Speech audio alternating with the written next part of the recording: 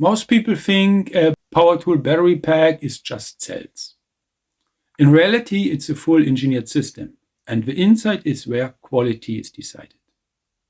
First, the cells, not just the 21700 type.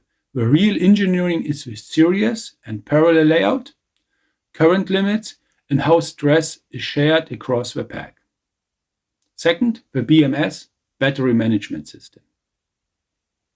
It monitors cells groups, protects against overcharge, over-discharge, overcurrent, and overheating, and manages balancing so one weak group doesn't kill the whole pack.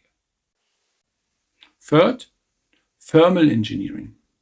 Premium packs use temperature sensing like NTCs, negative temperature coefficient thermistors, placed near hotspots, and the BMS uses that to limit, power or stop the pack before damage happens. Fourth, the high power current path. Bus bars contact pressure and contact geometry matter because high current means heat. Low resistance and mechanical stability are critical. Fifth, hardware safety layers. Depending on design, you can have fuses, insulation barriers, spacing rules, and robust mechanical supports to prevent shorts under vibration. Sixth, the mechanical structure. Cell holders, strain relief, vibration resistance, and enclosure design, because power tools are in a harsh environment.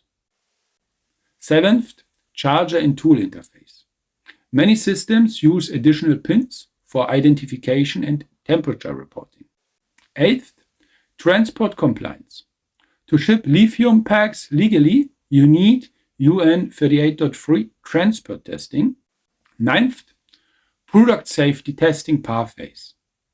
For example, IEC EN 62133.2 and North America pathways like UL 2054 and CSA routes. For EU market readiness, there is the CE pathway under the EU battery framework plus ROHS and REACH where applicable.